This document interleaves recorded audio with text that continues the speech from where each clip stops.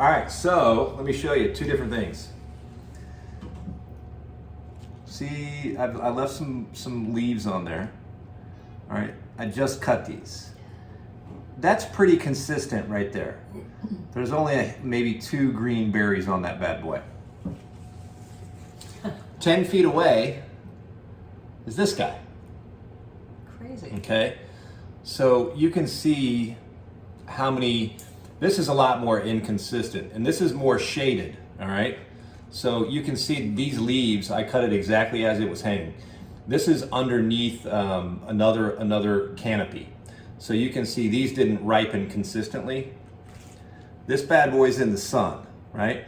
And depending upon which side the sun is hitting, okay, so an optical sorter is really important because we want this bad boy minus the green, right? So if we put those green berries in there, we're gonna get, you know, some off flavors. I don't know if you get pyrazine per se, which is that green bell pepper, but you know, these trimming these leaves off, where that leaf is, you know, these are small leaves compared to what you see out in Napa. That's going to block the sun. That's going to, you know, it's going to change the temperature. There's going to be parts of that cluster that are going to get some sun. They're going to get less exposure, more sun, less sun, etc. The compactness, where you'll see that's a rather loose bunch, and you see that's a lot tighter. Okay, and this is off the exact same vine. This is the same plant, same exact species, right? So airflow in between these grapes versus these grapes, right? So we've got a lot of things going on that are going to impact the quality of the wine that we're going to produce, and hopefully I can turn these grapes into something that we can drink. And I have no idea what kind of grape they are because I planted them so long ago, I don't even know, which is funny. But that's a great story. You know, so an optical sorter is going to give us consistent, they're going to pick those berries, and it's basically a laser that's going to shoot through there. I don't know if it tells, like, if you can get sugar compositions and all that through an optical sorter. Do you know offhand? I actually don't. No, I don't. I think you can. I think that's kind of a spectrogram or whatever. I think is what it's using, and it's kind of like, I think of when you're scanning things at the grocery store, and that laser is shooting through that piece of glass and it's catching that, whatever. So anyway, that's a little touch on why optical sorters are important. You know, this would have been done. I mean, this is probably technology that we didn't even have 20 years ago. No, gosh, no.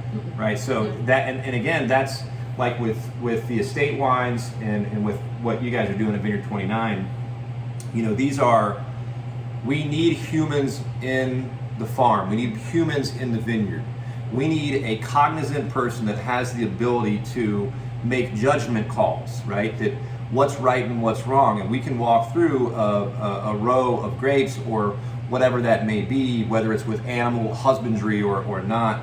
We need people in there making conscious decisions that animals can't produce, plants can't produce conscious decisions, but humans can. So as we walk through there, we need someone saying back in the day, let's use these grapes, let's not use these, let's let them hang, let's drop these, let's trim this back. And there really is no substitute for that. You know, the optical sorter is a great version, and it's certainly a lot more efficient than what we used to do. But you know, there's still, these are, when you get into this caliber of wine, you're talking about, you know, not only handmade, hand harvested, hand produced. These are not, you know, when you go to the store and you buy, you know, the average $10, $8, $5 bottle of wine, you're drinking a machine wine for the most part, you know. And I'm not saying there are some handmade wines out there that are really delicious that can be in those price range, but the majority of these big bulk wines, that's a tractor running through, cutting all the grapes, crushing all the grapes, whatever may be in there, like some of this dried, there's some dried stem. Yeah. You're going to get all of those things. You might get some leaf in there. So you're going to get some off flavors. You're probably not going to get quite the complexity because we're not picking the prime grape that we want to show. That's what this vineyard is all about. So, you know, when you say, well, why would a wine cost $100 or $200 versus one for 10? Well, there's, you know, that's a pretty reasonable answer, is that one involves humans and the other one doesn't.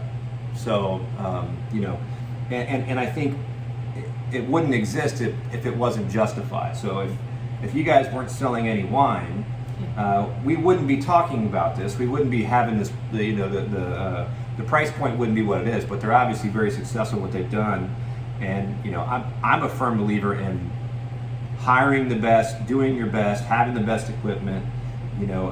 Start with the best and then don't screw it up.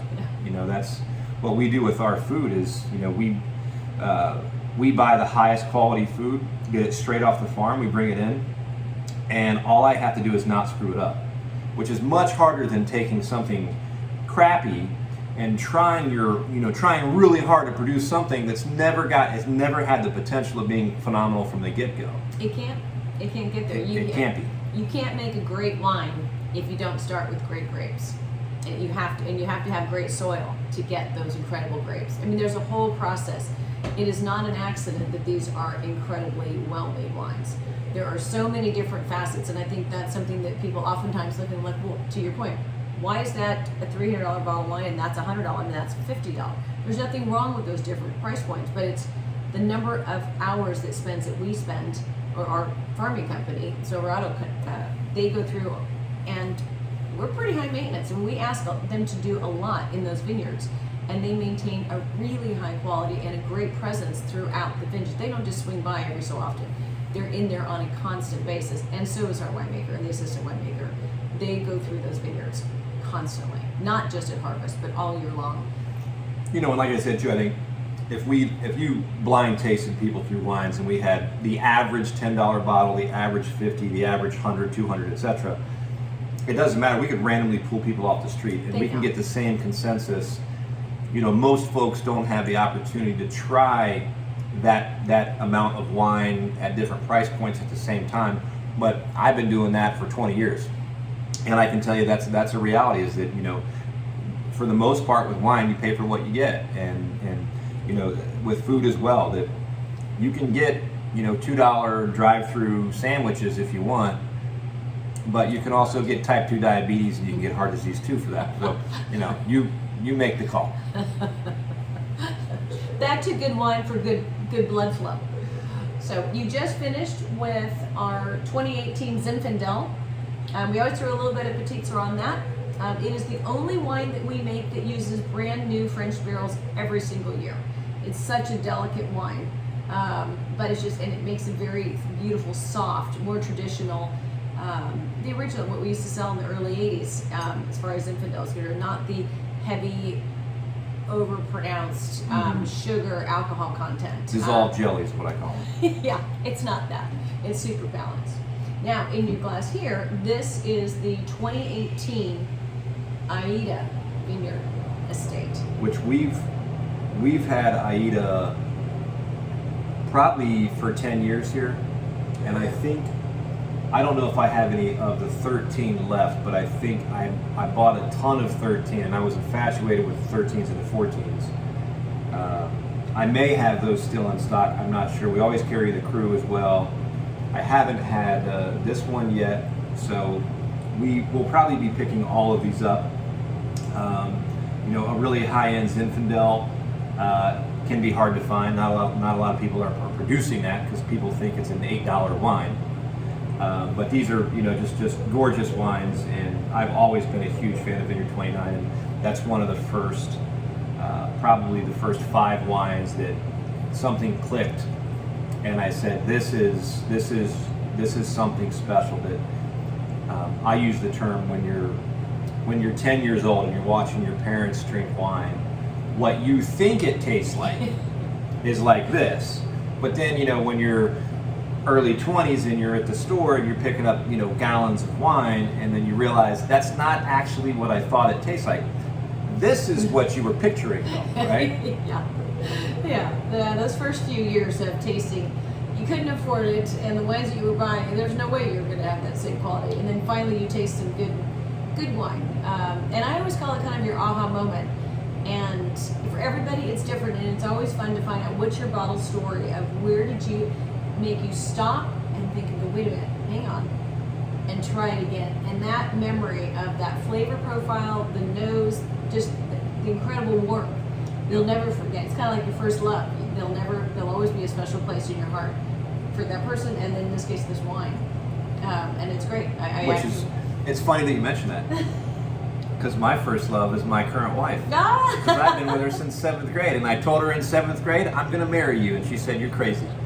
And that's true. That was like, I don't know, I'm 38, so that would be, what was I, 12 in 7th grade? Yeah. I've spent most of my life with my wife, so, That's amazing. I'm one of those people that, when something clicks for me, I keep it.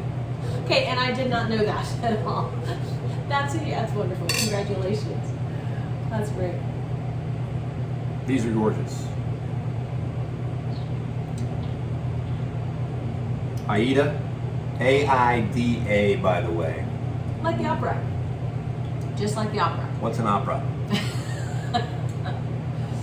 So you have to think about Aida. Remember, this is what I was talking to you about. This is the rich soil. This is the really dark stress pine, basically dry farm. Very little water goes on that. Super rocky.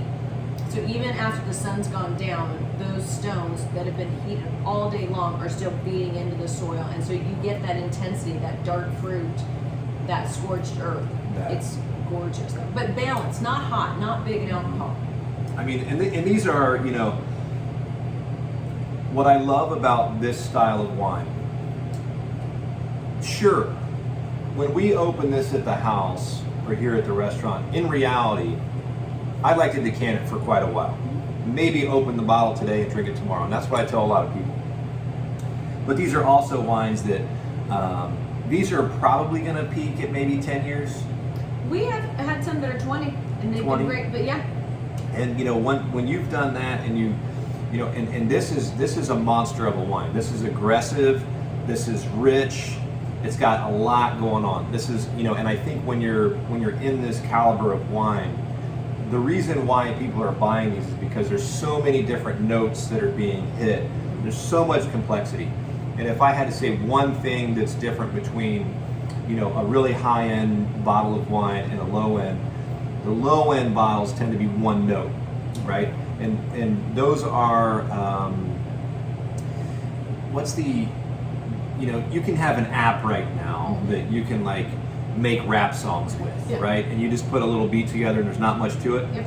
Whereas these are like, a 600-piece symphony, right? And there's all these things going on versus just some basic boom, boom, boom, boom, boom, right?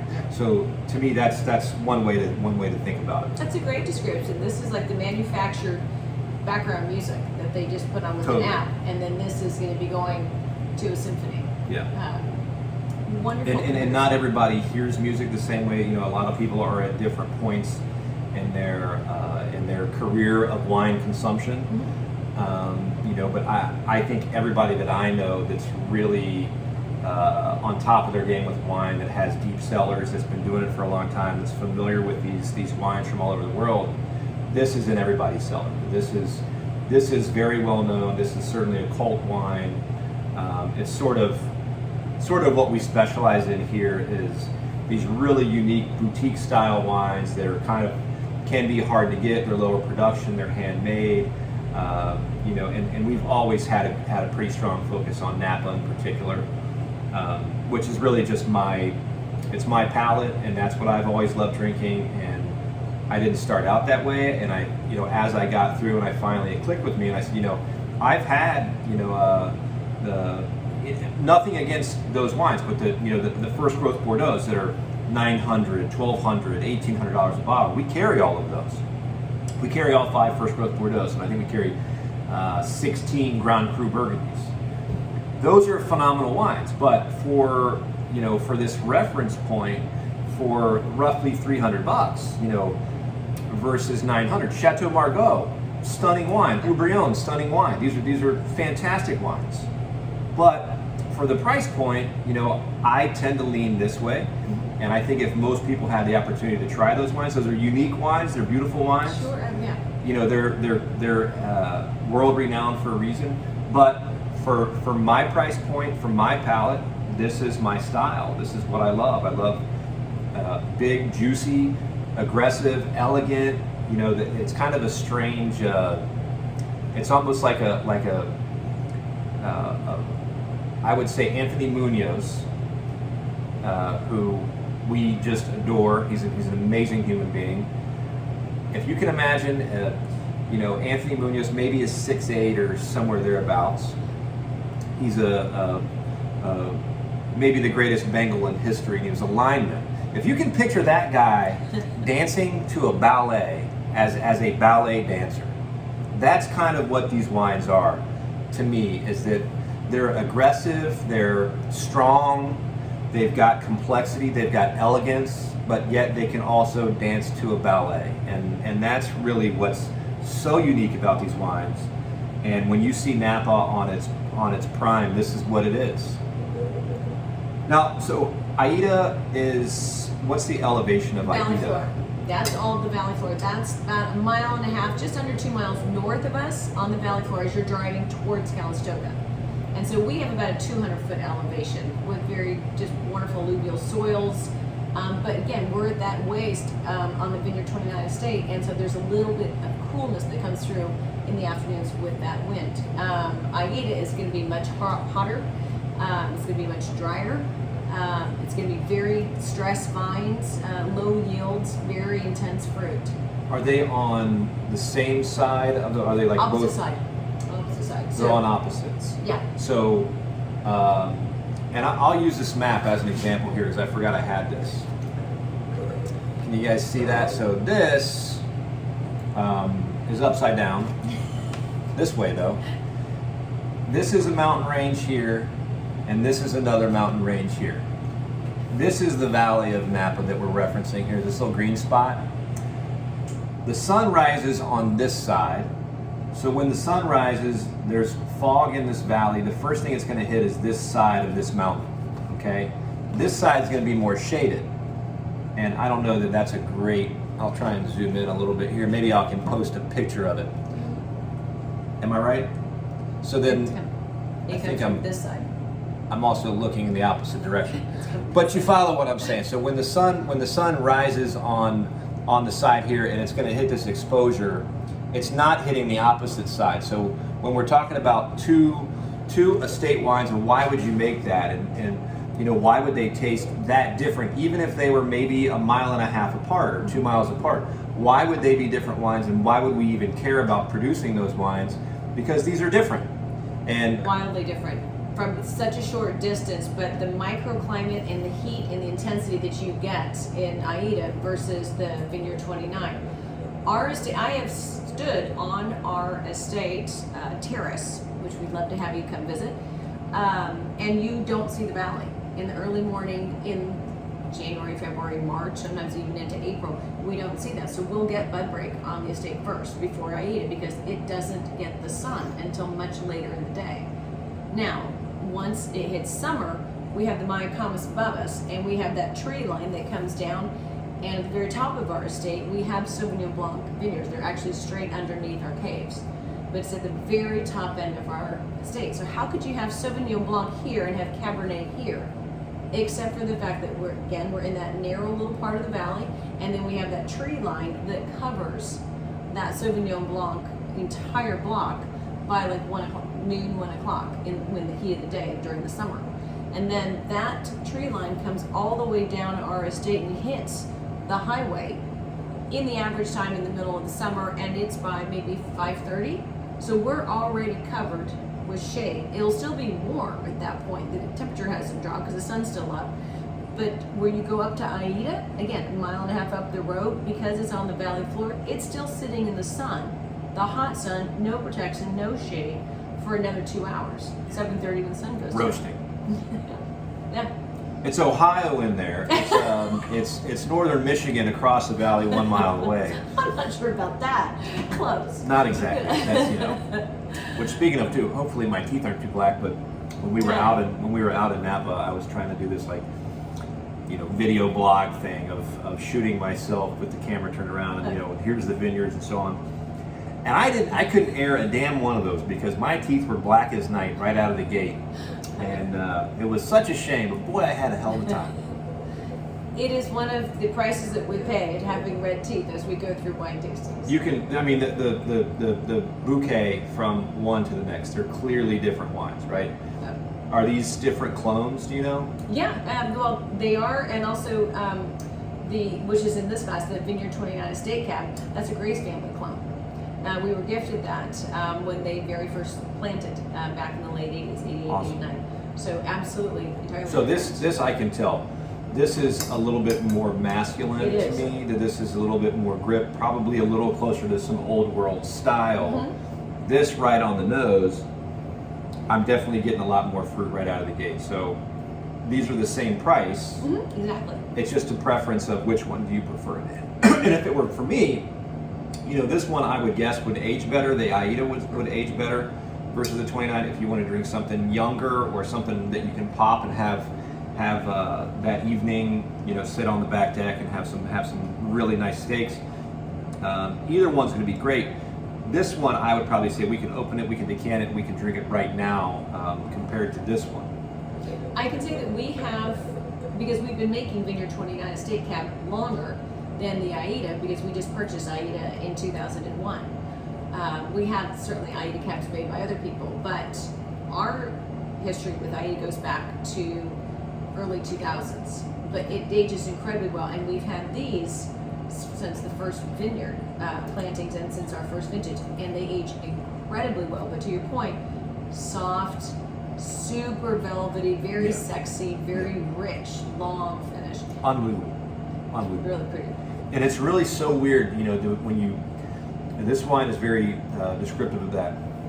It's so weird that you can have, you know, rich voluptuousness, and you can have all this complexity, but yet we still use the term soft, right? And that's really one of the things I love most about wine, is that you have this dichotomy between what's happening on your palate and things that we typically wouldn't associate, like being aggressive and also being soft. You know, it's the gentle giant concept, that you've got this massive animal in a glass, but yet it's still refined. It still feels incredibly elegant, and it's so soft on the palate. And I think that's really what's most intriguing about wine, is that, you know, this is very descriptive of place, which is the number one thing that we're looking for in the first place. Each person's going to have their own preference, and you know, I might drink this one on Monday and I might prefer this one on Tuesday. And I think that's so cool that we're showing something, you know, that was basically just not that long ago it looked like that, right? And we're taking that on its own, adding some yeast, letting it sit in a barrel, you know, and yeah, that's a little bit of a basic version, but that's really what we're doing, you know. And when we think about food, that's a whole different can of worms. You know, we might be sous videing, searing, basting it in olive oil and butter, or a combination of bacon grease and butter and fat, da da da da. You know, we're going to do all these different things in preparation, smokes and salts and seasonings, you know, that we're trying to manipulate it in a sense, where the idea is kind of the opposite of this, that we don't want to manipulate it. We want to show that location. And it's not, this isn't just Napa Cab, this is site-specific Napa Cabs, you know, from exact locations, and you can drive out there, and you'll probably, if you've been to Napa, you've probably driven past Vineyard 29. It's a very small sign. It's certainly one of the more iconic. I think I've got a picture of it on my phone too. That's one of the more iconic wines out there, and a lot of people, when you go out, and this is sort of on that same level, which is such a compliment to Vineyard 29. There are so many winemakers that I've tasted with over the years that come in, and, you know, as we talk about really luxurious, descriptive Napa Cab, Vineyard 29 always comes up, and this is something that oftentimes they'll say, you know, our top cab, we compare to Vineyard 29. You know, we open a Vineyard 29, we pour it, and we pour ours next to it, and we see how close we got, right? And that's really, that's quite a compliment, you know, and those wines are stunning as well, and it's just different. You know, the Catherine Hall wines, short drive down, you know, her estate cabs are stunning. There are so many great wines out in Napa, and it's so cool to me that you get such different wines from, you know, different sites and different exposures, and it produces things like this that are just, these are totally different wines, right? And that is so cool to me. So we oftentimes call the Aida our ribeye wine, And it's like, this is, as you could have a ribeye with it as well, but it's so smooth. You could also just sip it all day long. Yeah. Whereas the Aida has got that energy, that masculinity bursting out of the glass, and that it looks like you could see the fat that comes through Totally. with the ribeye, and Totally. it just melts away. It's a beautiful combination. Well, it has been super special to have you down, Thank you. Nora, and we're gonna have some lunch, and I certainly owe you at least a lunch, so I'll make you some nice. We've got some Wagyu downstairs that I think we might fire up, and we'll do it with these guys. But, Be a great pairing. Thanks. appreciate you guys watching. Thanks for coming down, Nora. Thanks. Enjoy. Drink up.